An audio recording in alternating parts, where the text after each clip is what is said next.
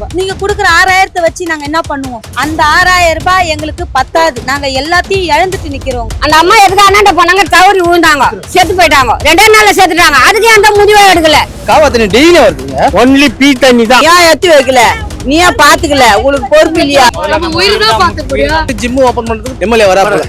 இதுக்கு மட்டும் எதுனா காவா தண்ணி இதுக்கெல்லாம் வச்சிருந்தா எதுக்கு வர மாட்டாரு எம்எல்ஏ. தவுக்குல பூச்சி பாம்பு கூட எங்கன்னா இருக்கும். எந்த போலீஸுமே எந்த கவுன்சிலர் எந்த எம்எல்ஏமே இன்ன வரையும் எங்களை வந்து பார்த்து கரண்ட் உங்களுக்கு வரலையா, இவ்வளவு கஷ்டத்துல இந்த கரண்ட் காசு நாங்க தான் கொடுக்கணும். யாரோ ஒருத்தர் அவர் தான் எங்களுக்கு இன்ன வரையும் கரண்ட் இல்லாத இந்த 8 நாளா அந்த ஹாஸ்பிட்டல் தான் நாங்க படுத்துக்கிறோமே.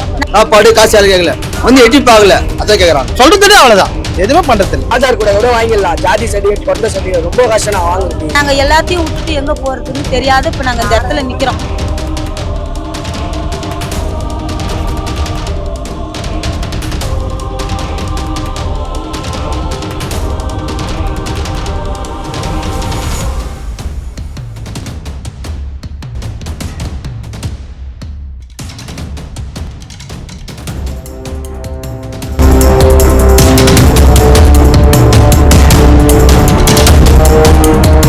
என் வீட்டுல என் இடுப்புக்கு மேல இருந்தது தண்ணி. டிவி, பீரோ எல்லாம், வாஷிங் மிஷின் எல்லாமே போயிடுச்சு. நிறைய சேதமாயிருக்கு. எல்லாமே சேஞ்சஸ் பண்ணோம். ஏற்கனவே 2015 அதோட அதிகமா வந்தது இந்த வாட்டி. அவங்க கொடுத்தா கூட பத்தாதுங்க, அந்த அளவுக்கு பணம் கொடுத்தது பெருசு கிடையாது. துணிமணி எல்லாம் எல்லாமே போயிடுச்சு அவங்களுக்கு. மற்ற அடுப்பு இருந்தா போயிருக்கும் தண்ணி. ஏன்னா அவளுக்கு கோடி செலவு பண்ணிடாப்ல தளபதி, இல்லன்னு சொல்ல. அடுத்தது அவருதான் சிஎம். நான் சொல்றேன், ஆனா வருது முடியல, யாரால முடியல. ஒரு பால் பாக்கெட் வாங்க முடியலண்ணா. ஒரே ஒரு என்ன ரிக்வெஸ்ட்னா, நீங்க ஏரியா உள்ள வந்து சாப்பாடு காசு யாரும் கேட்கல, வந்து எட்டி பாக்கல, அதான் கேக்குறாங்க. 6000 ரூபாய் நிவாரணம் கொடுக்கறது அறிவிச்சிருக்காங்க. அது ரேஷன் கடை இதுவும் கொடுப்பாங்க. எனக்கு ரேஷன் கடை இல்ல. 2 புள்ளி 10வது பையன், ஒரு 9வது படிக்கிறான். ரேஷன் கடை இல்ல எனக்கு. எப்படி கிடைக்கும்? எனக்கு காசுலாம் தேவையில்லண்ணா, வந்து பார்த்தா மட்டும் போதுண்ணா. நல்லது பண்ணா போதும், அவ்வளவுதான். என்ன பண்ணா, தண்ணி அடுப்பு இல்லாம போனோம், குப்பெல்லாம் அடிக்கணும், அவ்வளவுதான் போதும். முட்டி காலத்துல அந்த படி வரைக்கும் இருந்ததுங்க தண்ணி. 5 வருஷமா நாங்க அவஸ்தப்படுறோம். அந்த ட்ரைனேஜை கொண்டு வந்து இங்க ஜாயிண்ட் பண்ணி விட்டாங்க. அந்த காலையில ஆனாக்கா ஏண்டு ஒண்ணு நாங்க தண்ணி மகள் தான் முழிக்கிறோம். நடக்க முடியல. நாங்க கவுன்சிலர் கிட்ட சொன்னோம். அவர் என்னன்றாரு, மழை விட்ட பேர் அந்த ரோடு போடுறேன்றாரு. இது வரைக்கும் நாங்க அவஸ்தப்பட்டு தான் சாவறோம். அன்னாடம் நோய் வரும் இல்லங்க எங்களுக்கு. மழை காலத்துல தானுங்க எங்களுக்கு மழை தண்ணியா இருந்தா கூட பரவாயில்லைங்க. அந்த தண்ணி, அந்த ட்ரைனேஜ் தண்ணி வந்தா எங்களுக்கு ரொம்ப மேல வந்து கூவாறு நாடுற மாதிரி நாடு. வீட்டுக்குள்ள குடும்பம் பண்ணவே முடியல, அவ்வளவு நாட்டம் நாடுது. இந்த மாதிரி குழந்தைங்க எல்லாம் வச்சுக்கிட்டு நாங்க எப்படி இருக்க முடியும் அந்த வீட்டுல? பெட்டிஷன் குடுத்துக்கிறோம், கவுன்சிலர் கிட்ட சொல்லிக்கிறோம், எம்எல்ஏ கிட்ட சொல்லிக்கிறோம். எம்எல்ஏ வந்து இந்த இது ஜிம் ஓபன் பண்ணதே வந்து வந்தப்பல எம்எல்ஏ பரந்தாமரை இது வந்தாப்பல நாளைக்கு வந்து எல்லாம் பண்ணிடுறேன்னு சொல்லிட்டு பைப் எல்லாம் போட்டாங்க. இன்னும் கூட எதுவும் பண்ணல. 3 வருஷமா சொல்லிக்கிறோம், எம்எல்ஏ எதுவும் பண்றது இல்ல. எதுவுமே பண்றது இல்ல. ஏன்னா ஓபன் பண்றதுக்கு, ஜிம் ஓபன் பண்றதுக்கு, பூங்கா ஓபன் பண்றோம், எம்எல்ஏ வராப்புல. இதுக்கு மட்டும் எதுனா காவா தண்ணி இதுக்கெல்லாம் வச்சிருந்தா எதுக்கு வர மாட்டாரு எம்எல்ஏ. காவா தண்ணி டெய்லி வருதுங்க, டெய்லியும் வருது. இந்த காயில கூட உங்களுக்கு ஃபுல்லா ஆயிடுச்சு. கவுன்சிலர் சொல்லிக்கிறேன், எம்எல்ஏ சொல்லிக்கிறேன், எதுவுமே பண்றது கிடையாது. முடிச்சிடலாம். நாளைக்கு ஆள் அம்புறேன், ஜிஇ அம்புறேன், இதெல்லாம் அம்புறேன், எதுவுமே பண்றது இல்ல. சொல்றதுலே அவ்வளவுதான், எதுவுமே பண்றது இல்ல. தண்ணி நிக்குது, முட்டியாலும் நிக்குது. 15 வருஷமா இந்த இதுல கூடி இருக்கிறோம். இந்த 15 வருஷமா அந்த பில்டிங் கனெக்ஷன் தூக்கிட்டு வந்து இதுல கொடுத்துட்டான். அதுல வெறும் கக்கூஸ் பீ தான் மேலுக்கு வருது. டெய்லி அன்றாடம், ஒரு நாள் விட்டு ஒரு நாள் கிடையாது. மழை தண்ணிக்கும் இதுக்கும் கலெக்ஷன் கிடையாது. ஒன்லி பீ தண்ணி தான். நானு எம்எல்ஏ வந்து சொல்லி லெட்டர் கொடுத்துட்டோம். வந்த எம்பிக்கும் தெரிவித்தோம். இப்ப கூட அடுத்த மாசம் வருவானுங்க எம்பி. அவங்களுக்கும் போராட்டம் நடத்துறதுக்கு நாங்க தயாரா இருக்கிறோம். எங்களுடைய குறைபாடை எடுக்கவே மாட்டேன்றானுங்க. ஜிம்மு எங்களுக்கு தேவையே கிடையாது. ஜிம்மை வச்சு நாங்க ஒன்னும் பண்ண போறதில்ல. சுதந்திரமா சுகாதாரமா இருக்கிறதுக்கு தான் எங்களுக்கு இடம். போராட்டம் பண்ணி அவங்கள உள்ளே சேர்க்க மாட்டோம். நாங்க எந்த எம்பி வந்தாலும், எம்எல்ஏ வந்தாலும், கவுன்சிலர் வந்தாலும் யாரையும் நாங்க சேர்க்க முன்ன வர மாட்டோம். புரியுதுங்களா? எங்களுடைய கோரிக்கை நிறைவேற்றணும். டெய்லி தண்ணி புடிச்சு குடிக்கிறதுக்கு வாய்ப்பு இல்ல. புதுசா வியாதி வருது. இப்போதைக்கு இங்க நிக்கிறது வந்து ஃபுல்லா சாக்கடை தண்ணி. புது பில்டிங்ல இருந்து பைப்பு போட்டு இங்க வந்து சாக்கடை தண்ணி இங்க விட்டாங்க. வெனாய் அளவு நிக்குது. குழந்தைங்க நடக்க முடியல, போக முடியல, வர முடியல. மெயின் இந்த ரோடு தான். நோய் வர வாய்ப்பு அதிகம்.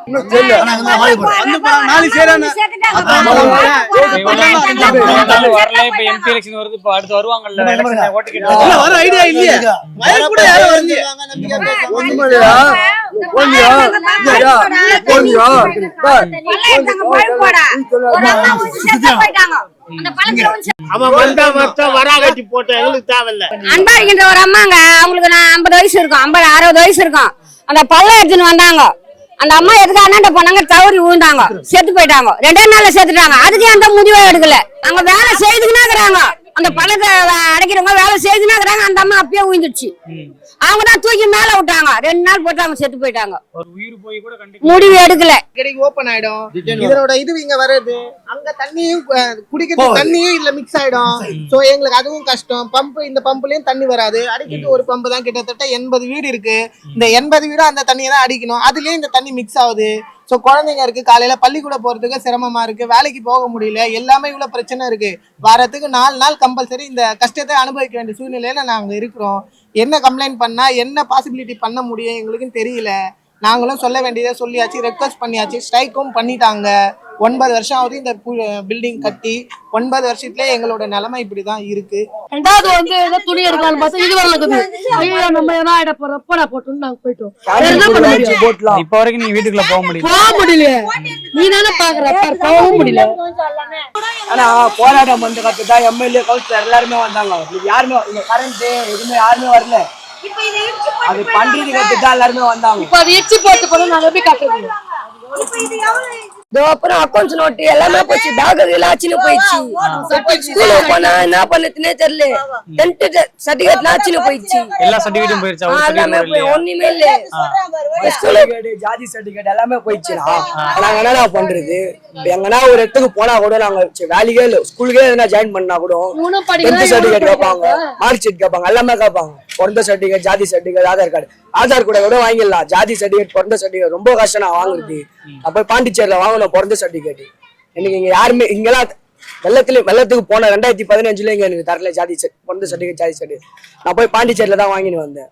இப்ப மறுபடியும் அதெல்லாம் போய் நாங்க மறுபடியும் என்ன பண்றது? எங்களுக்கு இங்க அரேஞ்ச் பண்ணி தர்றேன் நான் கவர்மெண்ட். ஏன் எத்தி வைக்கல, நீ ஏன் பாத்துக்கல, உங்களுக்கு பொறுப்பு இல்லையா? அது எத்தி விட்டுருவாங்க பரீட்சையில இருந்து. அதனால அந்த குழந்தைங்க கொஞ்சம் பரீட்சையில உட்கார வைக்கணும், அதுங்களுக்கு சொல்லிடணும்.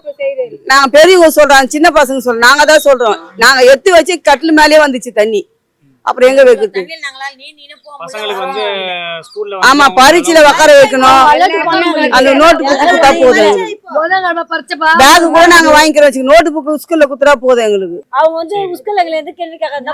அந்த பசங்க வீட்டுக்கு அனுப்பிச்சிடுவாங்க, தேத்தி விட்டுருவாங்க. சொல்லு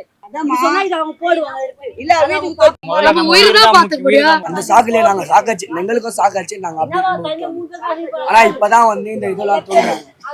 நாங்க உயிர் தப்பிச்சதே அருகதை தான். ஆனா அந்த அளவுக்கு தான் நாங்க ஓடணும். நைட்ல தண்ணியை திறந்து நைட்ல விட்டுறாங்க. நைட்ல திறந்து விட்டுட்டா நாங்க எங்க போறது? எல்லாம் நைட்ல குழந்தைங்களை கட்டின்னு நாங்க தூங்கின்னு இருந்தோம். எழுந்து பாக்குற கட்டுல முழுவ வருது தண்ணி கிட்ட. அந்த தண்ணியை பார்த்துட்டு தான் நாங்க எழுந்திருச்சு குழந்தைங்களை இட்டுன்னு வெளியே ஓடியாந்தோம். அப்படி இருக்கிறப்போ நாங்க துணிமணி ஒண்ணு எடுக்கல. ஏதோ அந்த மோகன் சார் ஹாஸ்பிட்டல் இருந்தது, அந்த ஹாஸ்பிட்டல்ல எங்களை தங்க வச்சாங்க. இத்தனை நாள் இன்னமும் கூட அந்த ஹாஸ்பிட்டல்ல தான் நாங்க தங்கி இருக்கிறோம்.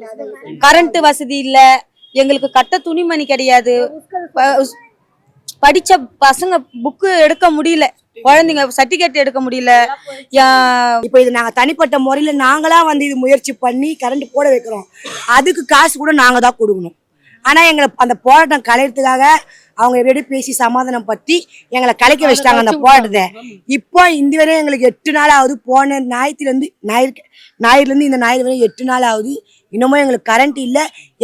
இப்ப வந்து பேசினாங்க போராட்டத்தன்னைக்கு, எந்த போலீஸுமே, எந்த கவுன்சிலர், எந்த எம்எல்ஏமே இன்ன வரையும் எங்களை வந்து பார்த்து கரண்ட் உங்களுக்கு வரலையா?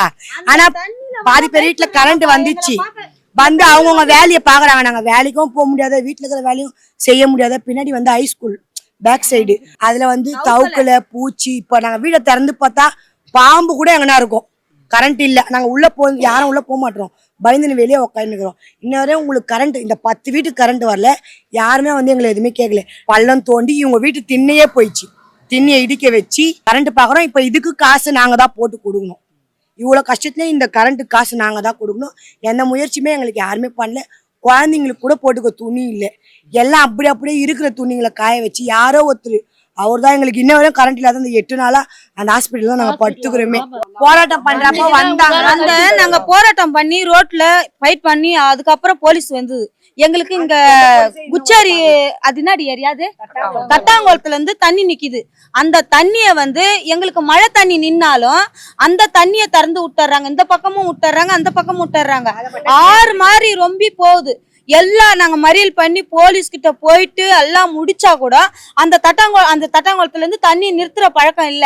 திருப்பி திறந்து விட்டாங்க. நாங்க நைட்டு 1 மணிக்கு போய் சொல்லிட்டு வந்தேன். வேலை விட்டு வந்து சாயந்தரம் போய் சொல்லிட்டு வந்தேன். அன்னைக்கு மத்தியானம் போலீஸ் MLA எல்லாம் வந்து கூட அந்த தண்ணி திருப்பி திறந்து விட்டாங்க. விடக்கூடாதுன்னு சொல்லி நாம் திருப்பி போய் கத்தி மறியல் பண்ணுவோம்னு சொன்ன பிற்பாடு அந்த தண்ணியை நிறுத்தினாங்க. அதுக்கப்புறம் தான் அந்த இடம் காஞ்சி இருக்குது தண்ணி. அதுல இருந்து நாங்க என்ன சொன்னாங்க, போலீஸ் வந்து கரண்ட் நான் உங்களுக்கு கரண்ட் உதவி பண்ணி தரேன், நீங்க மறியல தடை பண்ணுங்கன்னு சொன்னாங்க. நாங்க தடை பண்றோம், உங்க பேச்சை கேட்டு நாங்க தடை பண்றோம்னு சொல்லி நாங்க தடை பண்ணோம். இந்த ஸ்டேஷன்ல இருந்து வந்தாங்க எங்களுக்கு உதவி பண்றேன்னு சொல்லி. ஆனா அவங்களும் எங்களை வந்து என்னமா வந்துச்சா கரண்ட்னு கேட்கல. அதே மாதிரி அந்த ஸ்டேஷன்ல இருந்து வந்து எங்களை கேட்டாங்க, இதுவரையிலும் இல்ல எங்களுக்கே கரண்ட் இல்லம்மா அப்படின்னு சொன்னாங்க. ஸ்டேஷன்லயே எங்களுக்கு கரண்ட் கிடையாது அப்படின்னு சொன்னாங்க. இப்ப எல்லா ஏரியாலயும் கரண்ட் இருக்குது. இந்த வீட்டுங்கள்ல கரண்ட் கிடையாது, உள்ள போக முடியல. இப்ப எங்களால படுக்க ஒரு வேலைக்கு போயிட்டு வந்தா கூட எங்களால உட்காந்து வீட்டுல படுக்க முடியல. அது எங்களுக்கு இந்த இப்ப அழும்பானது வரலும் அந்த 6000 ரூபாய் எங்களுக்கு பத்தாது. ஏன்னா நாங்க எல்லாத்தையும் இழந்துட்டு நிக்கிறோங்க. நாங்க நல்லா இருந்தா இந்த 6000 எங்களுக்கு தேவையே கிடையாது. நாங்க கஷ்டப்பட்டு சாப்பிட்டுப்போம் அந்த 6000. இப்ப இருக்கிற சூழ்நிலை எங்களுக்கு கட்ட துணிக்கு கூட, ஒரு குழந்தைக்கு துணி எடுக்கணும்னா கூட 2000 ரூபாய். இப்ப அந்த துணி எடுக்கணும்னா கூட 3 குழந்தைங்க, அந்த 3 குழந்தைங்களுக்கு எடுக்கணும்னா கூட 6000 ஆகும். நீங்க குடுக்குற 6000 வச்சு நாங்க என்ன பண்ணுவோம்? சாப்பிடுவோமா? நாங்க துணி எடுத்து கட்டுவோமா? நாங்க என்ன பண்ணுவோம்? வீடை சீர் பண்ணுவோமா? இந்த வீடு ஃபுல்லா இது எல்லாத்தையும் இப்ப கரண்ட் வர பிரச்சனைன்னு வீடெல்லாம் ஒடியுது. கதவு வர ஃபுல்லா கதவு ஒடிச்சு கதவு வர விழுந்துடுச்சு. கதவை திறந்த உடனே தண்ணி அடிச்ச தண்ணியில கதவும் உழுந்து போச்சு. நாங்க எல்லாத்தையும் விட்டுட்டு எங்க போறதுன்னு தெரியாத இப்ப நாங்க இந்த இடத்துல நிக்கிறோம்.